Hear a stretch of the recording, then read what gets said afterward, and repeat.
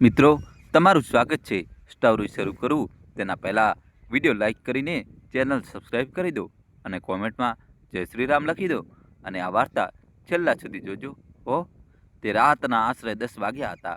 મેં જેવી જ રસોડા તરફ ડગમાંડ્યા, અંદરથી મારી દીકરીનો ધીમો અવાજ સંભળાયો. બસ આજે બધું જ પૂરું થઈ જશે. મારા કદમ ત્યાં જ અટકી ગયા. દિલના ધબકારા અચાનક વધી ગયા. મેં દરવાજાના ઓથથી ડોક્યું કર્યું. નેહા, મારી પોતાની દીકરી, મારા માટે રાખેલા દૂધના ગ્લાસમાં એક નાની શીશીમાંથી કંઈક ભેળવી રહી હતી. તેણે ચારે તરફ જોયું, ચમચીથી દૂધ લાવ્યું અને બહુ ધીમેથી બોલી, મમ્મીને કંઈ ખબર પણ નહીં પડે.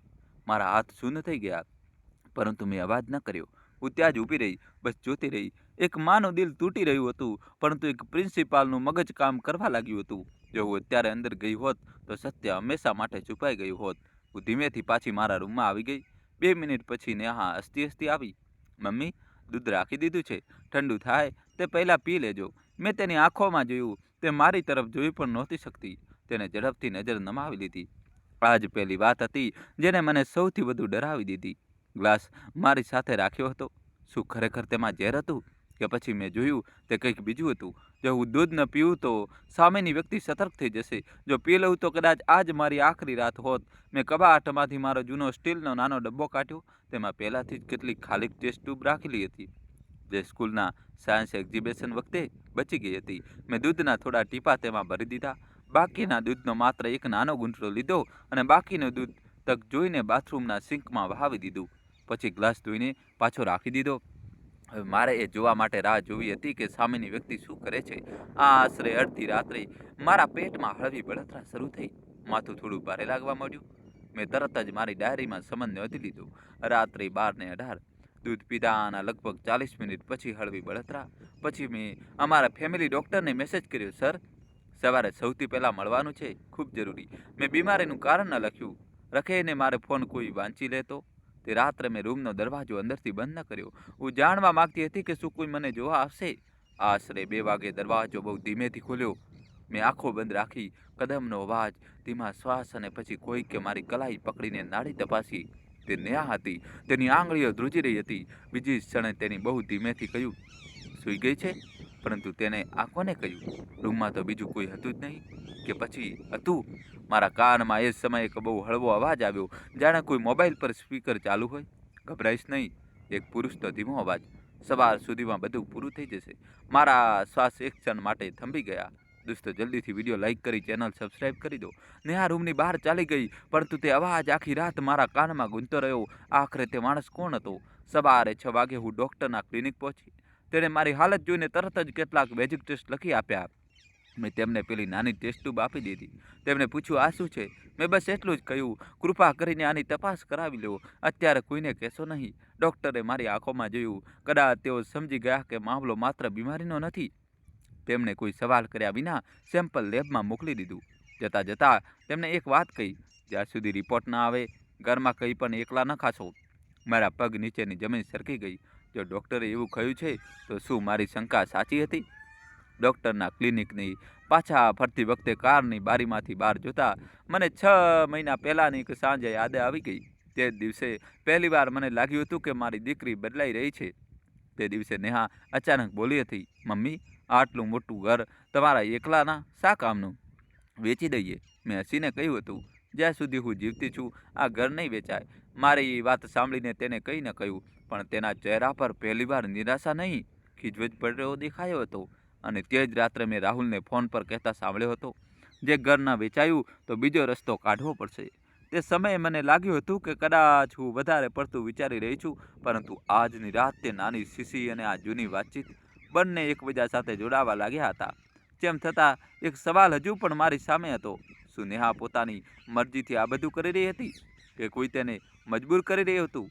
અને મને આનો જવાબ આગામી 24 કલાકમાં મળવાનો હતો, કારણ કે તે જ બપોરે મારા ફોન પર એવો એક એલર્ટ આવવાનો હતો જે સાબિત કરી દેત કે આ માત્ર જીવ લેવાનો પ્રયાસ નહોતો, પરંતુ કેટલાય મહિનાઓથી રચાઈ રહેલા એક મોટા ષડયંત્રની શરૂઆત હતી. ડૉક્ટરના ક્લિનિકથી પાછા ફરતી વખતે મારા મનમાં એક જ વાત ઘૂમી રહી હતી કે જો ખરેખર મને મારવાનો પ્રયત્ન થયો છે તો તેનું કારણ શું છે?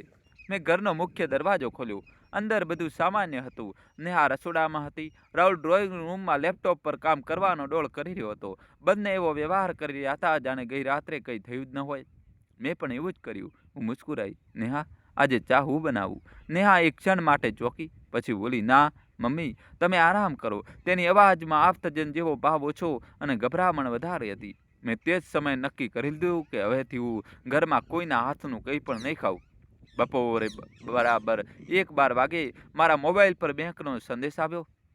5 લાખની fix deposit, premature closure request received. મારા હાથમાંથી ફોન લગભગ છૂટી જ ગયો. મેં આવી કોઈ વિનંતી કરી નહોતી. મેં તરત જ બેંકની શાખામાં ફોન લગાવ્યો. મેનેજર મને ઓળખતા હતા. મેડમ, સિસ્ટમમાં રિક્વેસ્ટ દેખાઈ રહી છે, પરંતુ હજી પ્રોસેસ થઈ નથી. મેં શાંત અવાજે કહ્યું, કોઈ પણ ચૂકવણી કરશો નહીં, હું 1 કલાકમાં પહોંચું છું. તેમણે બસ એક વાત કહી, મેડમ, વિનંતી ઓનલાઈન આવી છે અને તમારા રજિસ્ટર મોબાઈલ પરથી ઓટીપી પણ દાખલ કરવામાં આવ્યો છે. હું થોડી ક્ષણો માટે બિલકુલ શાંત થઈ ગઈ. ઓટીપી? મારો ફોન તો મારી પાસે જ હતો. તો પછી ઓટીપી કોણે નાખ્યો? મેં બેંક જવાની વાત કોઈને ન જણાવી. મેં બસ એટલું જ કહ્યું, જૂની બેનપણીને મળવા જાઉં છું. રાહુલે તરત જ પૂછ્યું, કેટલી વાર લાગશે? તેનો આ સવાલ સામાન્ય નહોતો. મેં હસીને કહ્યું, કદાચ સાંજ સુધી. તેના ચહેરા પર એક અજીબ રાહત દેખાઈ, જાણે તેને કોઈ કામ માટે સમય મળી ગયો હોય. મેં જતાં જતાં મારા રૂમની કબાટનો એક નાનો કાગળ દરવાજા અને ચોકટાની વચ્ચે ફસાવી દીધો. જો મારી ગેરહાજરીમાં કોઈ અંદર જશે તો તે કાગળ પડી જશે. આ યુક્તિ મને સ્કૂલના દિવસોની યાદ પરથી આવી હતી. મિત્રો, કહાની છેલ્લા સુધી જોજો અને વિડીયો લાઈક કરી દો. બેંક પહોંચતા જ મેનેજરે મને પોતાની કેબિનમાં બોલાવી. તેમણે સ્ક્રીન મારી તરફ ફેરવી દીધી. રિક્વેસ્ટ અસલી હતી. ઈ ફોર્મ ભરાયું હતું. ઓટીપી સાચો હતો, પરંતુ એક વસ્તુ ખોટી હતી. રિક્વેસ્ટ જે આઈપી એડ્રેસ પરથી મોકલવામાં આવી હતી તે મારા ઘરના ઇન્ટરનેટ કનેક્શન હતું. મેં ધીમેથી પૂછ્યું, સીસીટીવી છે? મેનેજરે કહ્યું, શાખાના નહીં, પરંતુ લોગ મોજિદ છે. મેં લેખિત અરજી આપીને એફડી પર ડિબેટ ફ્રીજ લગાવી દીધું. હવે મારી વ્યક્તિગત હાજરી વિના કોઈ પૈસા નહોતું ઉપાડી શકતું. જતાં જતાં મેનેજરે એક બીજી વાત કહી, મેડમ, ગયા મહિને પણ તમારા ખાતાની માહિતી 2 વાર ઓનલાઈન જોવામાં આવી હતી. મારા દિલના ધબકારા તેજ થઈ ગયા. આ યોજના આજકાલની નહોતી. ઘર પાછા ફરતા જ મારી નજર સૌથી પહેલાં દરવાજા પર ગઈ. કાગળ જમીન પર પડ્યો હતો, એટલે કે મારા રૂમમાં કોઈ ગયું હતું. મેં કંઈ ન કહ્યું, ધીમેથી કબાટ ખોલ્યો. ઉપર રાખેલી વાદળી ફોલ્ડર થોડી ત્રાસી હતી. મેં તેને સીધી કરી. પછી મનમાં અને મનમાં હસી. ફોલ્ડર અસલી નહોતું. તેમાં માત્ર જૂના વીજળીના બિલ હતા. અસલી દસ્તાવેજો મેં કેટલાય મહિનો પહેલાં જ બેંક લોકરમાં મૂકી દીધા હતા. હું જાણી જોઈને ઘરમાં નકલી ફાઇલ રાખતી હતી. આજે પહેલીવાર તે જાળકામાં આવી હતી. રાત્રિના ભોજનમાં મેં માત્ર સલાડ ખાધું. નેહા વારંવાર કહી હતી, મમ્મી, દાળ પણ લો. મેં હસીને કહ્યું, ડૉક્ટરે હળવો ખોરાક ખાવાનું કહ્યું છે. રાહુલ મારી તરફ જોઈ રહ્યો હતો, જાણે તે સમજવાનો પ્રયત્ન કરતો હોય કે હું સામાન્ય છું કે મને કંઈક ખબર પડી ગઈ છે. એટલામાં જ રાહુલનો મોબાઈલ વાગ્યો. તે ઝડપથી બાલ્કનીમાં ચાલ્યો ગયો. ને દૂરથી તેનો અવાજ સાંભળ્યો, ના, અત્યારે નહીં. એફડી અટકી ગઈ છે. હું એકદમ સતબદ્ધ થઈ ગઈ. તેને કેવી રીતે ખબર પડી કે એફડી અટકી ગઈ છે? બેંકમાં તો માત્ર હું જ મળી હતી. શું બેંકની અંદર પણ કોઈ તેમનો માણસ હતો? અથવા કોઈએ મારો પીછો કર્યો હતો? તે રાત્રે હું સૂઈ ન શકી. આશરે 11:30 વાગે રાહુલ અને નેહાના રૂમમાંથી ધીમી દલીલોનો અવાજ આવવા લાગ્યો. દરવાજો બંધ હતો, પરંતુ કેટલાક શબ્દો સાફ સંભળાતા હતા. રાહુલ, મેં કહ્યું હતું, ધીમેથી કામ કરો. નેહા, હું આ બધું નહીં કરી શકું. રાહુલ, હવે બહુ મોડું થઈ ગયું છે. પછી અચાનક એક જોરદાર લાફાનો અવાજ આવ્યો. તે પછી આખું ઘર શાંત થઈ ગયું. મારી આંખોમાંથી આંસુ નીકળી આવ્યા. જે દીકરી પર મને શંકા થઈ રહી હતી, શું તે પોતે પણ કોઈના દબાણમાં હતી? કે પછી આ બધું માત્ર એક નવો નાટક હતો? બીજી સવારે લેબમાંથી ફોન આવ્યો, મેડમ, રિપોર્ટ તૈયાર છે. શું તમે પોતે આવી શકો છો? મેં પૂછ્યું, ફોન પર જણાવી દો. સામે થોડી સેકન્ડની શાંતિ રહી. પછી લેબ ટેકનિશિયન બોલ્યો, ના મેડમ, આ રિપોર્ટ તમારે વ્યક્તિગત રીતે જ લેવો જોઈએ. મારા હાથ ઠંડા પડી ગયા. જો રિપોર્ટ સામાન્ય હોત તો તેઓ ફોન પર જ જણાવી દોત. મેં બેગ ઉઠાવી અને કોઈને પણ કહ્યા વિના ઘરથી નીકળી ગઈ. પરંતુ મને બિલકુલ અંદાજો નહોતો કે આ વખતે કોઈ મારો પીછો કરી રહ્યું છે. હું લેબના પાર્કિંગમાં પહોંચી જતી કે એક સફેદ કાર થોડે દૂર આવીને રોકાઈ. તેમાં બેઠેલો માણસ કાળા ચશ્મા પહેરીને મને સતત જોઈ રહ્યો હતો. મેં અવગણના કરી અને અંદર ચાલી ગઈ. રિપોર્ટ મારા હાથમાં આવ્યો. મેં જેવો જ પહેલું પાનું વાંચ્યું કે મારા પગ નીચેની જમીન સરકી ગઈ. તેમાં સાફ લખ્યું હતું કે નમૂનામાં ધીમી ગતિથી અસર કરનારા ઝેરી રસાયણના અંશ મળી આવ્યા છે. માત્રા ઓછી હોવાને કારણે ગંભીર નુકસાન ન થયું. એટલે કે મારી શંકા સાચી હતી. કોઈએ ખરેખર મને મારવાનો પ્રયત્ન કર્યો હતો, પરંતુ આનાથી પણ મોટો આંચકો હજી બાકી હતો. રિપોર્ટના પરબડિયાની અંદર એક બીજો વળેલો કાગળ રાખ્યો હતો. તે લેબનો ન હતો, તેના પર માત્ર એક લાઈન લખેલી હતી: જો સત્ય જાણવું હોય તો આજે સાંજે 5 વાગે જૂના સિટી પાર્કમાં એકલા આવજો અને કોઈના પર ભરોસો ના કરશો, તમારી દીકરી પર પણ નહીં. મેં ગભરાઈને ચારે તરફ જોયું, પરંતુ તે કાગળ મારા પરબડિયામાં કોણે રાખ્યો હતો તે કોઈએ જોયું નહોતું. શું આ મદદ હતી, જે મને જાળમાં ફસાવાની નવી ચાલ? મારા હાથમાં તે ચિઠ્ઠી હજી પણ ધ્રુજી રહી હતી. સાંજે 5 વાગે જૂના સિટી પાર્કમાં એકલા આવજો. મેં તેને ફરીથી વાંચી, પછી ત્રીજી વાર વાંચી. આ કોઈ બાળકના અક્ષર નહોતા. કોઈ ભણેલા ગણેલા માણસે જાણી જોઈને સાફ અક્ષરોમાં લખ્યું હતું. પરંતુ સવાલ એ જ હતો કે જો તે મારી મદદ કરવા માંગતો હતો તો સામે કેમ ના આવ્યો? મેં તરત જ નિર્ણય લીધો, હું જઈશ, પણ તૈયારી વિના નહીં. ઘર પાછા ફરતી વખતે હું સીધી મેડિકલ સ્ટોર નહીં, એક ઇલેક્ટ્રોનિક્સની દુકાને ગઈ. ત્યાંથી મેં એક નાનું વોઇસ રેકોર્ડર ખરીદ્યું. દુકાનદારે પૂછ્યું, મેડમ કોઈ મીટિંગ માટે? હું હસી, હા, બહુ જરૂરી મીટિંગ છે. મેં તે જ સમયે રેકોર્ડર ચાલુ કરીને પર્સમાં મૂકી દીધું. હવે જે પણ થશે તેનો એક એક શબ્દ રેકોર્ડ થશે. ઘર પહોંચી તો રાહુલ સોફા પર બેઠો હતો. તેને ઘડિયાળ તરફ જોયું. આજે બહુ મોડું થઈ ગયું. મેં સહજ અવાજે કહ્યું. લેબમાં ભીડ હતી. તેને તરત જ પૂછ્યું, રિપોર્ટ કેવો આવ્યો? મેં પલકારો પણ માર્યા વિના જવાબ આપ્યો, સામાન્ય છે, બસ ગેસની સમસ્યા નીકળી. પહેલી વાર રાહુલના ચહેરા પર ખુલ્લું હાસ્ય આવ્યું. તે સ્મિત કોઈ જમાઈનું નહીં, બલકે એવા માણસનું હતું જેને લાગ્યું હતું કે તેનો રાજ હજી સુરક્ષિત છે. મિત્રો, કહાનીમાં જબરજસ્ત ટ્વિસ્ટ આવશે, છેલ્લા સુધી જોજો અને વિડીયો લાઇક કરી ચેનલ સબસ્ક્રાઇબ કરી દો. મેં મનમાં ને મનમાં નોંધ્યું, જૂઠ નંબર 1. તેના રિપોર્ટની ચિંતા બીમારી કરતાં વધુ હતી. સાંજના 4:55 વાગ્યા. જૂનો સિટી પાર્ક. વરસાદ પછીનો ભેજ હજી પણ હવામાં હતો. પાર્ક લગભગ ખાલી હતો. હું નક્કી કરેલા સમય કરતાં 5 મિનિટ પહેલાં પહોંચી ગઈ અને એક બેન્ચ પર બેસીને રાહ જોવા લાગી. દરેક આવતા જતા માણસને ધ્યાનથી જોઈ રહી હતી. 5 વાગી ગયા. પછી 5 ને 5 થઈ, કોઈ ના આવ્યું. હું ઊભી થવાની જ હતી કે પાછળથી કોઈએ ધીમેથી કહ્યું, સુધાજી. હું ફરી. આશરે 65 વર્ષના એક વડીલ ઊભા હતા. સાધારણ કપડાં, હાથમાં જૂની ફાઇલ, ચહેરા પર ગભરામણ. મેં તેમને ઓળખવાનો પ્રયત્ન કર્યો પણ યાદ ના આવ્યું. તેમણે ધીમેથી કહ્યું, હું અહીં વધારે સમય નહીં રોકાઈ શકું. તેમણે ફાઇલ મારી તરફ લંબાવી. પહેલાં આ જુઓ. મેં ફાઇલ ખોલી. તેમાં કેટલીક ફોટોકોપી હતી. પહેલું પાનું મારા ઘરની રજિસ્ટ્રી, બીજું પાનું મારી એફડીની માહિતી, ત્રીજું પાનું મારી સહીની નકલ, પરંતુ ચોથું પાનું જોઈને મારા શ્વાસ રૂંધાઈ ગયા. તે મારી વસિયતની ફોટોકોપી હતી, પરંતુ તેમાં મારી લખેલી વાતો નહોતી. કેટલાક પાના બદલાયેલા હતા. કેટલીક સહીઓ બિલકુલ મારા જેવી જ હતી, પણ તે મારી નહોતી. મેં ધ્રુજતા અવાજે પૂછ્યું, આ તમને ક્યાંથી મળ્યું? વડીલ બોલ્યા, જે માણસે આ બનાવડાવ્યું તે બહુ મોટી રમત રમી રહ્યો છે. મેં પૂછ્યું, તમે કોણ છો? તેમણે આજુબાજુ જોયું, પછી ધીમેથી બોલ્યા, મારું નામ શરદ છે. હું એ ડોક્યુમેન્ટ એજન્સીમાં કામ કરતો હતો જ્યાં નકલી કાગળો તૈયાર કરવામાં આવ્યા. મને વિશ્વાસ જ ન થયો. તેમણે આગળ કહ્યું, મેં પહેલાં વિચાર્યું કે આ પરિવારની સહમતિથી થઈ રહ્યું છે, પરંતુ જ્યારે મેં તમારો ફોટો જોયો તો સમજી ગયો કે મામલો કંઈક બીજો છે. મેં પૂછ્યું, કોણે બનાવડાવ્યા? તેમને જવાબ આપવા માટે વોટ ખોલ્યા જ હતા કે અચાનક તેમનો ચહેરો સફેદ પડી ગયો. તેઓ મારી તરફ નહીં, મારી પાછળ જોઈ રહ્યા હતા. મેં ફરીને જોયું. દૂર પાર્કની બહાર રાહુલ ઊભો હતો. તે ફોન પર કોઈની સાથે વાત કરી રહ્યો હતો. તેની નજર અમારા તરફ જ હતી. શરદ ગભરાઈ ગયા. મારે જવું પડશે. તેમણે ઝડપથી મારી હથેળીમાં એક નાની પેનડ્રાઈવ મૂકી. આમાં પુરાવા છે, પણ આને ઘરે ન જોશો. અને તેઓ કંઈક બીજું કહેવા માંગતા હતા, પણ એટલામાં જ શરદ ઝડપથી અમારા તરફ વધવા લાગ્યો. શરદ પાછળ જોયા વિના પાર્કના પાછળના ગેટથી નીકળી ગયા. રાહુલ મારી પાસે પહોંચ્યો. તેને હસીને પૂછ્યું, મમ્મી, તમે અહીં? મેં પણ હસીને કહ્યું, જૂની બેનપણી ના આવી. તેને ચારેય તરફ જોયું. અત્યારે તો તમે કોઈની સાથે વાત કરી રહ્યા હતા? મેં ગભરાયા વિના જવાબ આપ્યો. ભૂલ થતી હશે, તેને કહીને કહ્યું, પણ તેની આંખો બતાવી રહી હતી કે તેને વિશ્વાસ નથી થયો. ઘર પાછા ફરતી વખતે મેં પેનડ્રાઈવ મારા પર્સમાં ન રાખી. મેં રસ્તામાં એક નાના બેંક લોકર સેન્ટરમાં જઈને તેને અસ્થાયી સુરક્ષિત પરબડિયામાં જમા કરાવી દીધી. જો ઘરની તલાશી લેવામાં આવે તો પણ તેમને કંઈ નહીં મળે.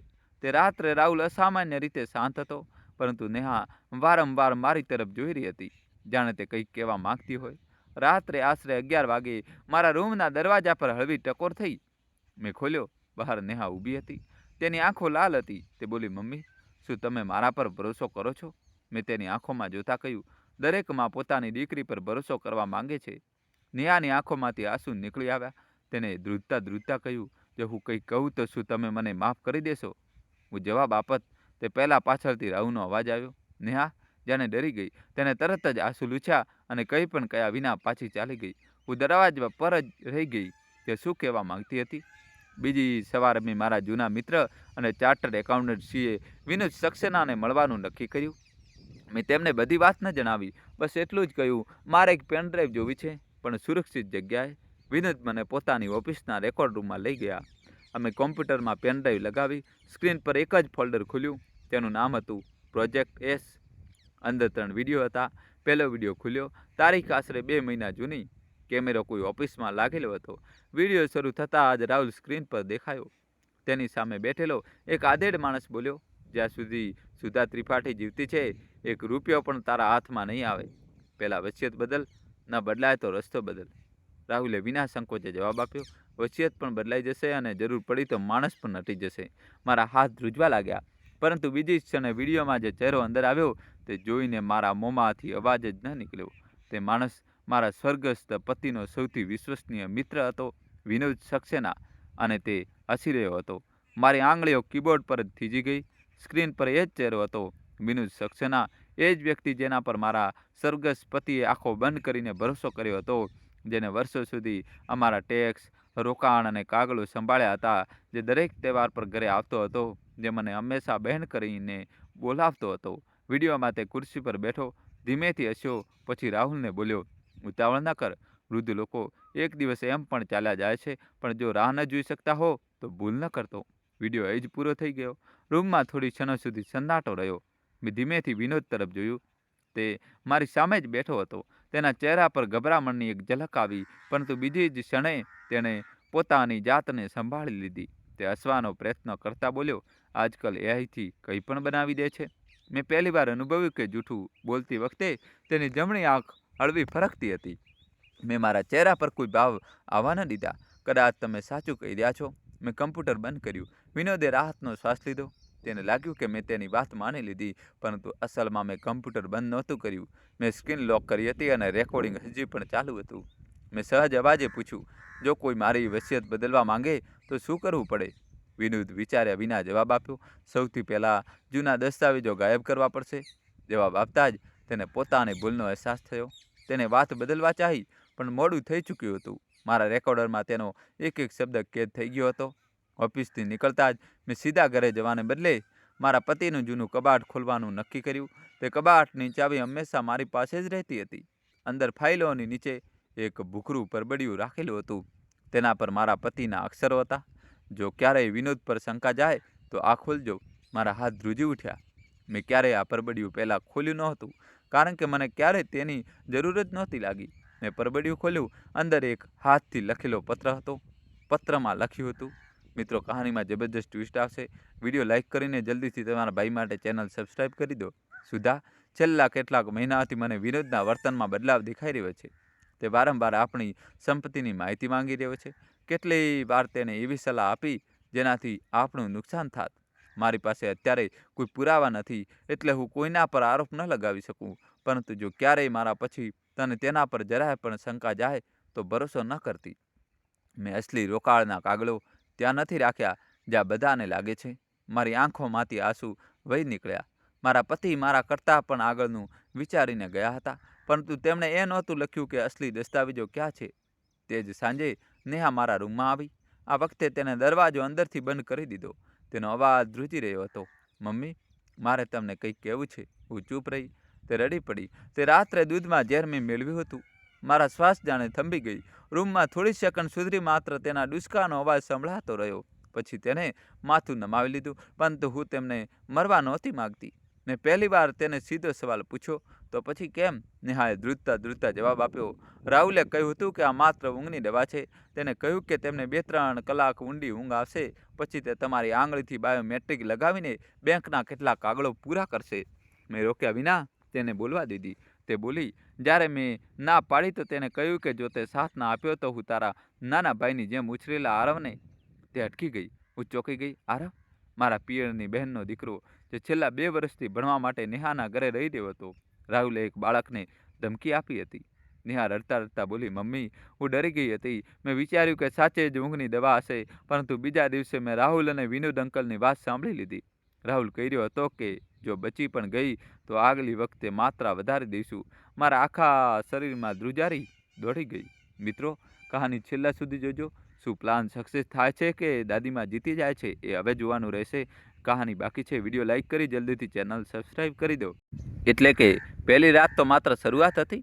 મેં નેહાને પૂછ્યું, તે મને પહેલાં કેમ ન જણાવ્યું? તે બોલી, મેં કોશિશ કરી હતી. તે રાત્રે જ્યારે હું તમારા રૂમની બહાર આવી હતી, રાહુલે મને જોઈ લીધી. તેને મારો ફોન છીનવી લીધો, મને રૂમમાં બંધ કરી દીધી અને કહ્યું કે જો તારી માં વધારે હોશિયાર બની તો આગલી વખતે અકસ્માત થશે, ઝેર નહીં. હવે બધી વાતો જોડાવા લાગી હતી. દૂધ, બેંક, નકલી વસિયત, એફડી, બધું જ. પરંતુ એક સવાલ હજી પણ બાકી હતો કે રાહુલ આટલું બધું કેમ કરી રહ્યો હતો? માત્ર આ ઘર માટે કે આની પાછળ કોઈ બીજી મોટી વજહ હતી? નેહાએ ધ્રુજતા પોતાના દુપટ્ટાની અંદરથી એક નાની ચાવી કાઢી. આ રાહુલની ઓફિસ કેબિનેટની ચાવી છે. તેને મને ક્યારેય બતાવી નથી, પણ મેં આની ડુપ્લિકેટ બનાવડાવી લીધી. મેં તેની તરફ જોયું. પહેલી વાર મને મારી દીકરીની આંખોમાં ડર નહીં, હિંમત દેખાઈ. તે બોલી, મમ્મી, જો તમારે સત્ય જાણવું હોય તો કાલે સવારે તેની ઓફિસ ચાલવું પડશે.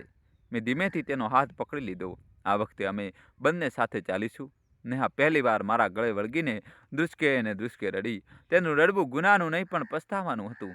આગલી સવારે અમે બંને રાહુલની ઓફિસ પહોંચ્યા. રાહુલ શહેરની બહાર મિટિંગના બહાને ગયેલો હતો. નેહાએ ધ્રુજતા હાથે કેબિનેટ ખોલી.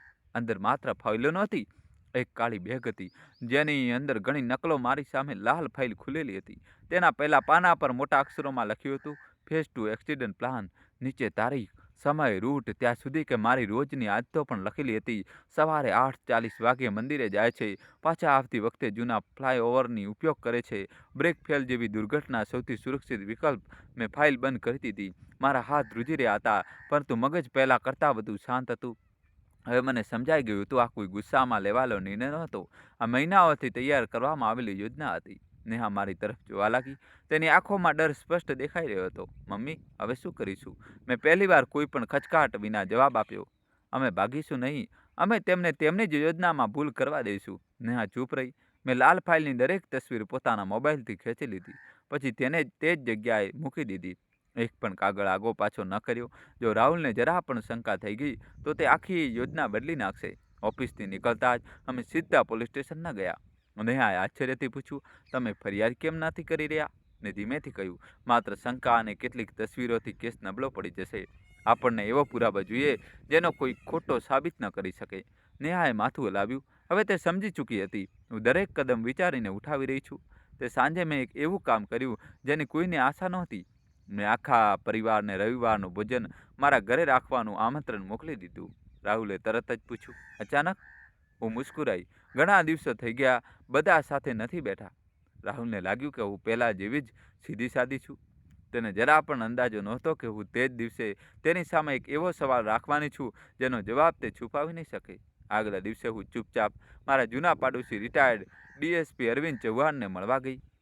મેં તેમને આખી વાર્તા ન કહી, બસ એટલું જ કહ્યું કે જો કોઈ પરિવારમાં આર્થિક છેતરપિંડી થઈ રહી હોય તો સૌથી પહેલાં શું સુરક્ષિત કરવું જોઈએ. તેમણે જરા પણ મોડું કર્યા વિના કહ્યું, ડિજિટલ પુરાવા, ફોન, ઈમેલ, બેંક લોગ અને સીસીટીવી. પછી તેમણે મારી આંખોમાં જોઈને પૂછ્યું, સુધાજી, શું તમે કોઈ મુસીબતમાં છો?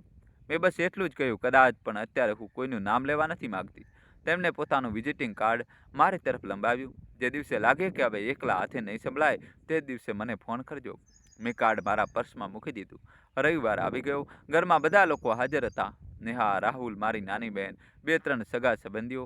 મારા હાથ ધ્રુજી રહ્યા હતા. મેં ચિઠ્ઠીને બંને હાથથી પકડી. આ અજયના અક્ષર હતા. એ જ સીધા, સાફ અને સંયમિત અક્ષર જેને હું 30 વર્ષથી ઓળખતી હતી. મેં ઊંડો શ્વાસ લીધો અને વાંચવાનું શરૂ કર્યું. સુધા, જો આ પત્ર તારા હાથમાં પહોંચ્યો છે તો તેનો મતલબ છે કે મારી સૌથી મોટી આશંકા સાચી પડી ગઈ. મેં ઘણા વર્ષો પહેલાં એક એવી ભૂલ કરી હતી જેનો ફાયદો કેટલાક લોકો આજ સુધી ઉઠાવવા માંગે છે. પરંતુ મારી ભૂલ પૈસાની નહીં, ભરોસાની હતી. મારી આંખો ભરાઈ આવી. પત્રમાં આગળ લખ્યું હતું, રાહુલ લોભી છે, પરંતુ તે આ રમતનો માલિક નથી. તે માત્ર એક મોરું છે. અસલી રમત એ માણસની છે જે લોકોની નબળાઈઓ ખરીદે છે. તેને પહેલાં વિનોદને પોતાની સાથે મેળવ્યો, પછી રાહુલને દેવાના જાળમાં ફસાવ્યો. મેં પહેલીવાર રાહત અનુભવી. મારો અંદાજો સાચો હતો. નેહા, આ રમતની શરૂઆત નહોતી. તે પણ એ જ જાળમાં ફસાયેલી હતી, પરંતુ પત્ર હજી પૂરો નહોતો થયો. ચિઠ્ઠીની સાથે જે નાની પિત્તળની ચાવી હતી તેના પર માત્ર એક નંબર લખેલો હતો. વકીલે કહ્યું, તમારા પતિએ આના વિશે કંઈ જણાવ્યું નહોતું? બસ એટલું જ કહ્યું હતું કે સાચો સમય આવવા પર સુધાજી પોતે સમજી જશે. મેં તરત જ પૂછ્યું, આ કોની ચાવી છે? તેમણે માથું હલાવ્યું. મને સાચે જ નથી ખબર. પછી તેમણે મેમરી કાર્ડ મારી તરફ લંબાવી દીધું. કદાચ જવાબ આમાં હોય. મેં તે જ રાત્રે મેમરી કાર્ડ લેપટોપમાં લગાવ્યું.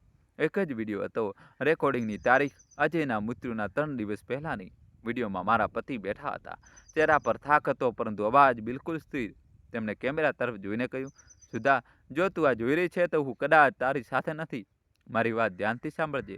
ક્યારેય પણ માત્ર એક ગુનેગારને પકડીને રોકાઈ ન જતી. આખી કડી સમજજે. મેં આંસુ લૂછ્યા. વિડીયો ચાલતો રહ્યો. અજય બોલ્યા, 3 વર્ષ પહેલાં મેં એક કન્સ્ટ્રક્શન નિર્માણ કંપનીમાં રોકાણ કરવાની ના પાડી દીધી હતી. તે પછી તેમને મને ઘણી વખત દબાણમાં લેવાનો પ્રયત્ન કર્યો.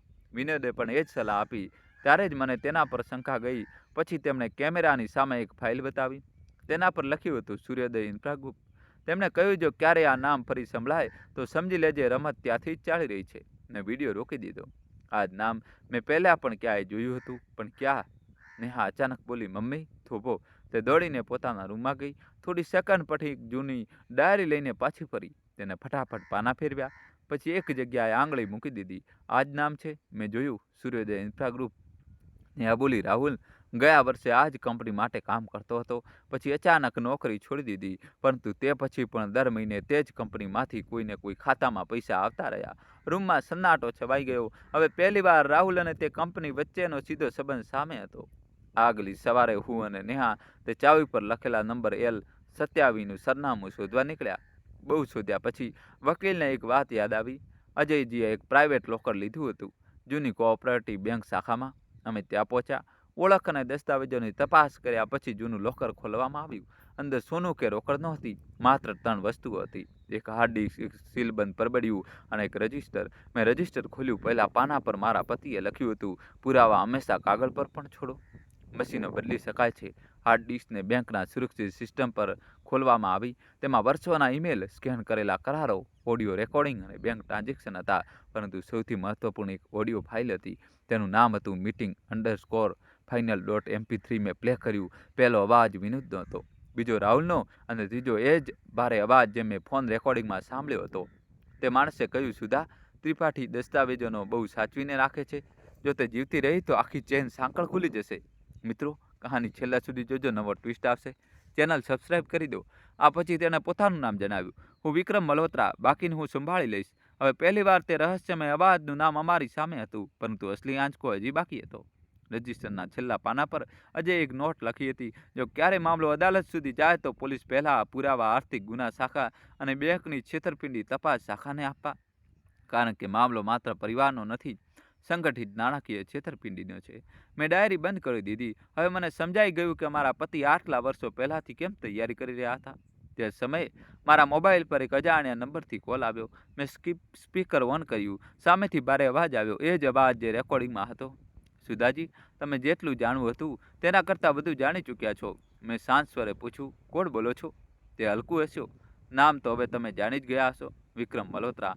પછી તેણે એક એવી વાત કહી જેનાથી મારું દિલ બેસી ગયું. તમારી પાસે જે હાર્ડ ડિસ્ક છે તેની મને ચિંતા નથી, કારણ કે તેની અસલી કોપી મારા માણસો અત્યારે લેવા તમારા ઘરે પહોંચી ચૂક્યા છે.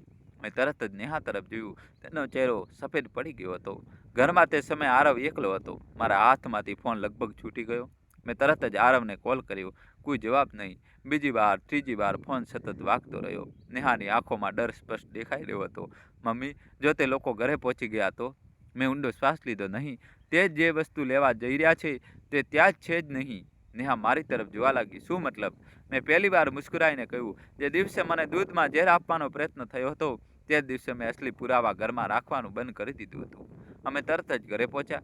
મુખ્ય દરવાજો ખુલ્લો હતો. અલમારી ખુલ્લી હતી. કાગળો આખા રૂમમાં વિખરાયેલા પડ્યા હતા. પરંતુ આરવ સુરક્ષિત હતો. તે ધ્રુજી રહ્યો હતો. તેણે મને જોતા જ ગળે લગાવી લીધી.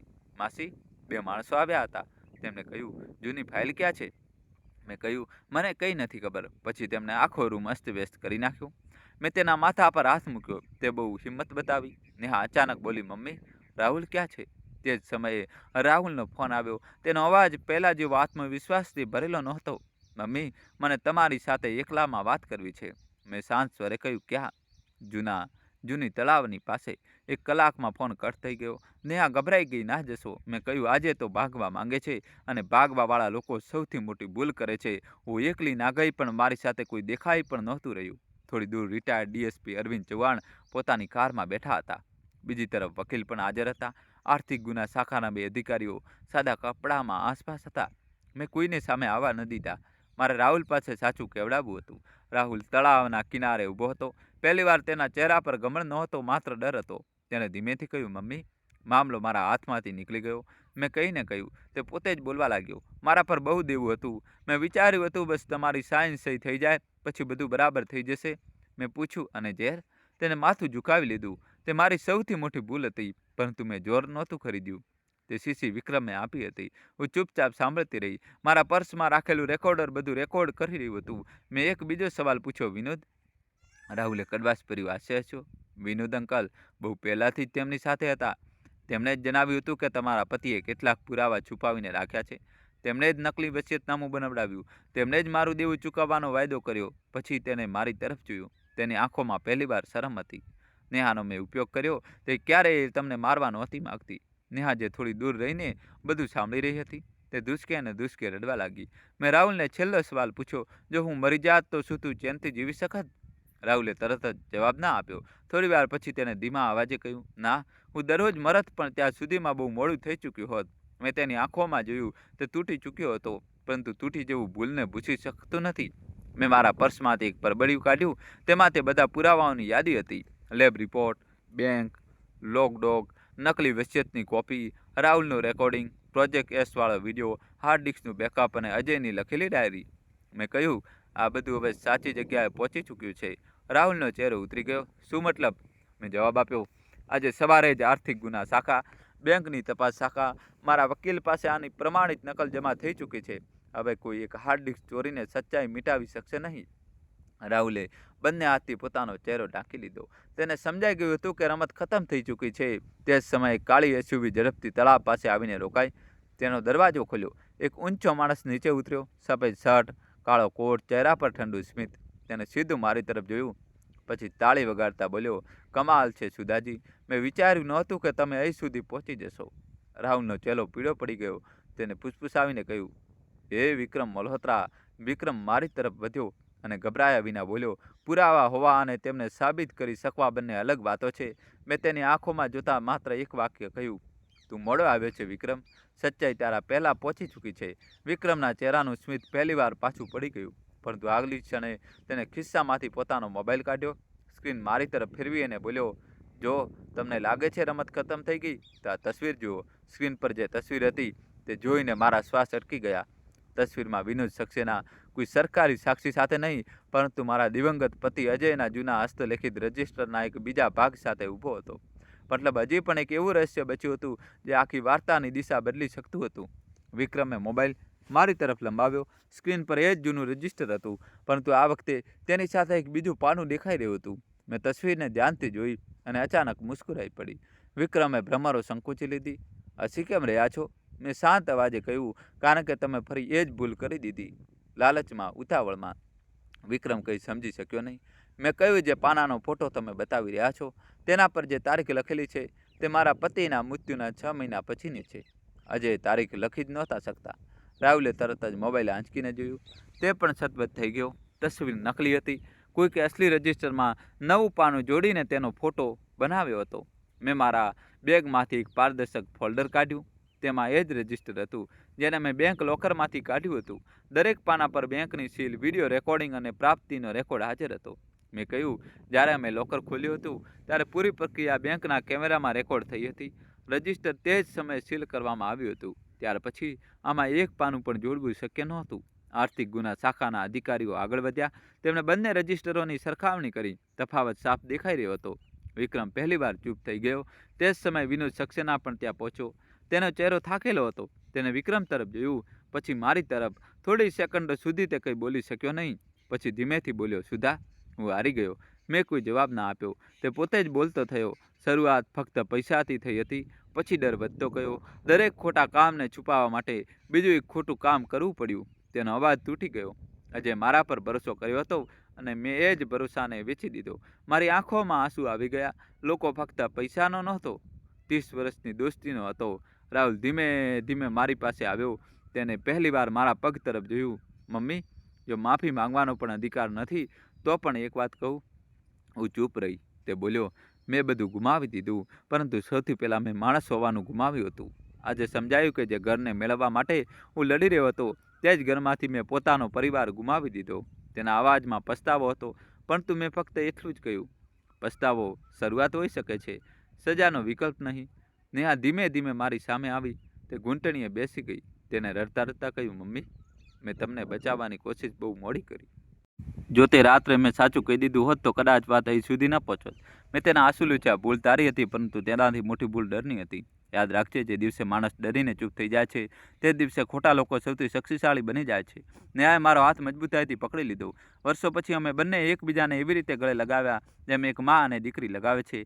ન કે બે એવા લોકો જે શંકા અને ડરની વચ્ચે જીવી રહ્યા હોય. 6 મહિના પછી એ જ ઘર, પરંતુ હવે વાતાવરણ બદલાઈ ચૂક્યું હતું. ડ્રોઈંગ રૂમમાં બાળકોના અવાજો ગુંજી રહ્યા હતા. આરંભનો અભ્યાસ પૂરો થઈ ચૂક્યો હતો. ન્યાય એક નવી નોકરી શરૂ કરી દીધી હતી. તેને પોતાનું જીવન પોતાના દમ પર બનાવવાનો નિર્ણય કર્યો. મેં પણ એક નિર્ણય લીધો. મેં મારી મિલકતની નવી વસિયત બનાવી, પરંતુ આ વખતે ફક્ત નામ ન લખ્યા, એક શરત પણ લખી. મારી મિલકત તે વ્યક્તિને મળશે જે આ ઘરના વડીલોનું સન્માન કરશે અને કોઈ પણ નિર્ણયમાં ઈમાનદારી સાબિત કરશે. મારા વકીલે હસીને પૂછ્યું, આ કાનૂની ભાષા નથી. મેં પણ હસીને કહ્યું, પરંતુ આ મારા જીવનનો સૌથી મોટો નિયમ છે. તે સાંજે હું વરંડામાં બેઠી હતી. હાથમાં ચા હતી. સૂરજ ધીમે ધીમે આથમી રહ્યો હતો. નેહા મારી પાસે આવીને બેસી ગઈ. થોડીવાર અમે બંને કંઈ પણ બોલ્યા વિના આકાશમાં જોતા રહ્યા. પછી તેમણે ધીમેથી પૂછ્યું, મમ્મી, તે રાત્રે જ્યારે તમે મને દૂધમાં કંઈક ભેળવતા જોઈ હતી, શું તે જ દિવસે તમારો મારા પરથી ભરોસો ખતમ થઈ ગયો હતો?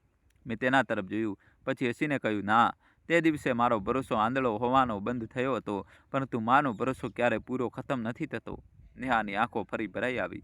તેને પોતાનું માથું મારા ખભા પર મૂકી દીધું. મેં આકાશ તરફ જોયું અને મન જ મનમાં અજયને કહ્યું, મેં વાદો નિભાવી દીધો. ઘર બચી ગયું અને પરિવાર પણ. સંબંધો વિશ્વાસથી બને છે, પરંતુ વિશ્વાસનો અર્થ આંખો બંધ કરી લેવો નથી હોતો. સાચું સાહસ બદલો લેવામાં નથી, પરંતુ સત્યને ધૈર્ય, બુદ્ધિમાની અને પુરાવા સાથે સામે લાવવામાં છે. જ્યારે ડર પર વિવેકની જીત થાય છે, ત્યારે ફક્ત ન્યાય જ નથી મળતો, તૂટેલા સંબંધો પણ ફરીથી જીવવાનો મોકો મળે છે. મિત્રો, કહાની કેવી લાગી કોમેન્ટમાં જણાવજો. અને કોમેન્ટમાં તમારે જય શ્રી કૃષ્ણ તો લખવું જ પડશે. વિડીયો લાઇક કરી ચેનલ સબસ્ક્રાઈબ કરી દો અને તમારા બધા ગ્રુપોમાં મિત્રો સાથે બધા સાથે આ વિડીયો શેર કરો, જેથી તે પણ સાવધાન રહે, સતર્ક રહે, કોઈ સાથે દગો ન થાય. વિડીયો લાઇક કરી ચેનલ સબસ્ક્રાઈબ કરી દો. ખૂબ ખૂબ ધન્યવાદ. દિલથી આભાર.